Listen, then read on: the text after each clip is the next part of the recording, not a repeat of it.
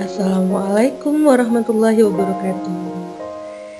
Bagaimana kabar kalian di rumah anak-anak? Sehat kan? Pada kesempatan kali ini, Miss akan menjelaskan tentang subtema 1 pembelajaran 1, 2, dan 3. Tumbuhan sahabatku. Sebelumnya, Miss akan menjelaskan tentang kompetensi dasar yang akan kita capai pada kesempatan kali ini. Kompetensi dasar IPA 3.1 membandingkan cara perkembangbiakan tumbuhan dan hewan. 4.1 menyajikan karya tentang perkembangan tumbuhan. Kompetensi dasar IPS 3.1 mengidentifikasi karakteristik geografis dan kehidupan sosial budaya, ekonomi, dan politik di wilayah ASEAN.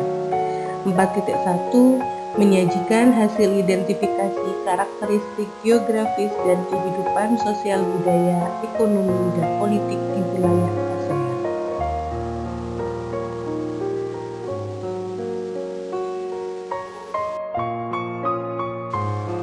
Kompetensi dasar bahasa Indonesia 3.1 menyimpulkan informasi berdasarkan teks laporan hasil pengamatan yang didengar dan dibaca. 4.1 menyajikan simpulan secara lisan dan tulis dari teks laporan hasil pengamatan atau wawancara yang diperkuat oleh bukti.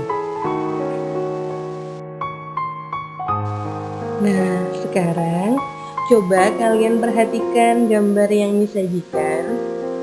Kira-kira ada yang tahu apa ya manfaat tanaman ini? Kira-kira ada yang tahu nggak tentang tanaman ini? Apa manfaatnya dalam kehidupanmu? Dan apa yang kalian ketahui tentang tanaman ini sebagai sumber makanan?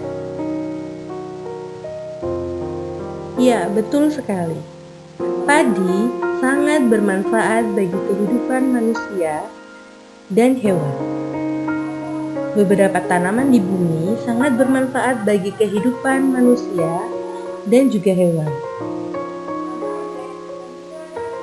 Tanpa tanaman, hewan dan manusia tidak akan mendapatkan sumber makanan. Yuk, kita belajar tentang manfaat tanaman bagi kehidupan manusia.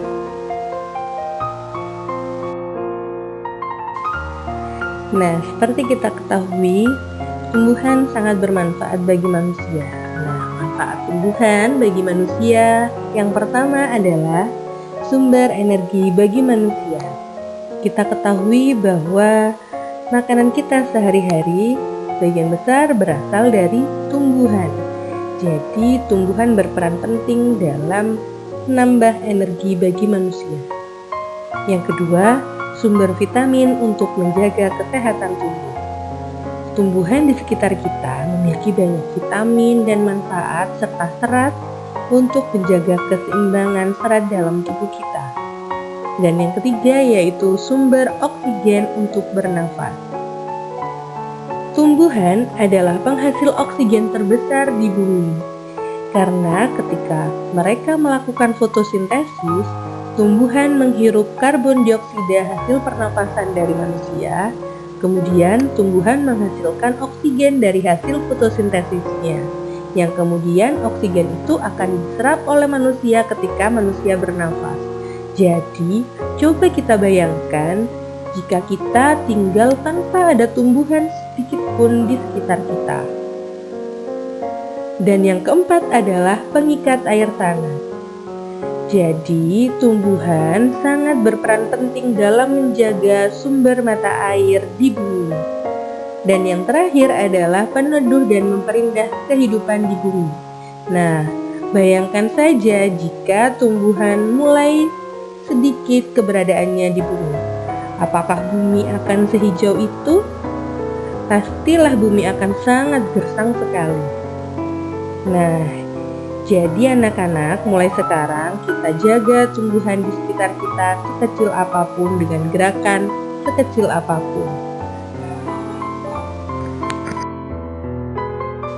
Selanjutnya, manfaat tumbuhan bagi hewan. Yang pertama, sumber energi bagi hewan tersebut. Yang kedua, produsen penghasil cadangan makanan dan sumber oksigen untuk bernapas. Dan yang ketiga, melindungi bumi dari sengatan matahari.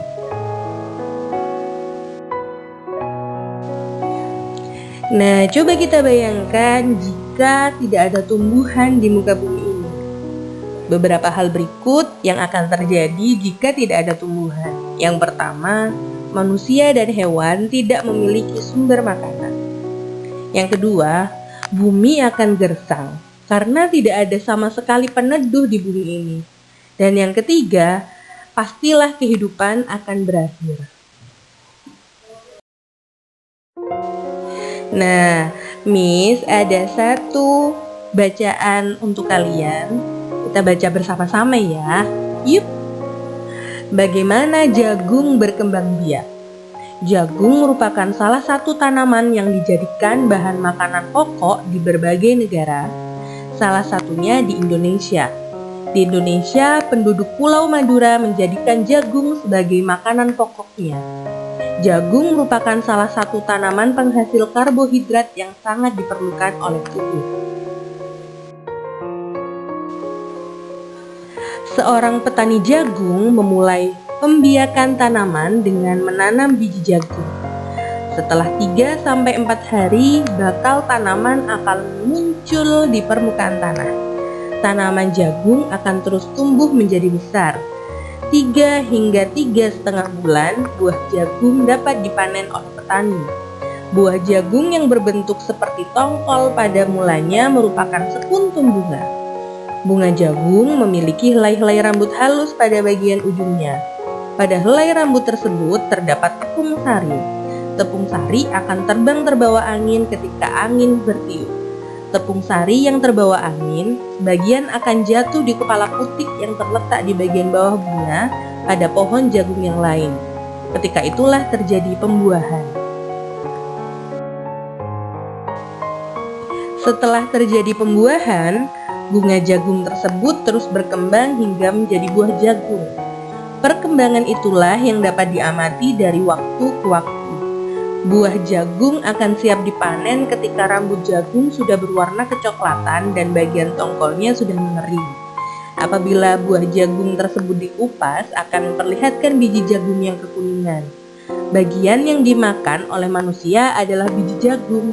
Supaya jagung selalu tersedia sebagai bahan makanan manusia, maka petani jagung harus menanam kembali sebagian biji jagung dari hasil panen.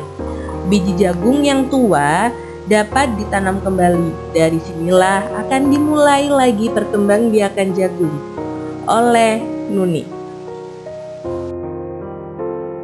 Nah, anak-anak, coba sekarang kalian tentukan ide pokok dan informasi penting pada setiap paragraf bacaan yang sudah kita baca bersama-sama barusan.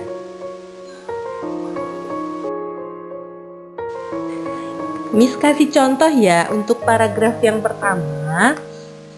Ide pokoknya adalah jagung merupakan salah satu tanaman yang dijadikan bahan makanan pokok di berbagai negara, salah satunya Indonesia. Dan untuk paragraf yang kedua, Miss contohkan kembali, jagung dikembangbiakkan dengan menanam biji jagung.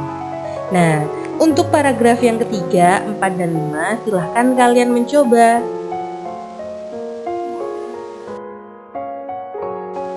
Setelah mempelajari ide pokok, sekarang Miss ada gambar tentang bunga lengkap.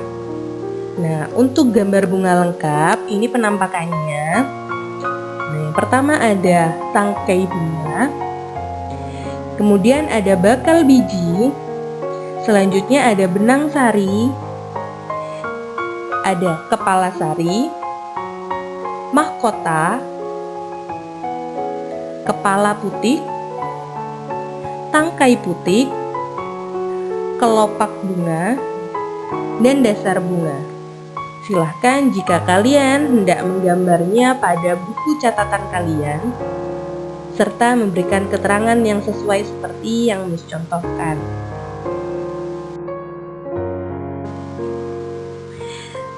Nah, sekarang macam-macam penyerbukan. Yang pertama, penyerbukan sendiri. Penyerbukan sendiri yaitu serbuk sari jatuh di kepala putik pada bunga yang sama. Selanjutnya, penyerbukan tetangga. Penyerbukan tetangga yaitu serbuk sari jatuh di kepala putik pada bunga yang masih satu tumbuhan. Yang ketiga, penyerbukan silang. Penyerbukan silang yaitu serbuk sari jatuh di kepala putik pada bunga yang sejenis tetapi berbeda tumbuhan.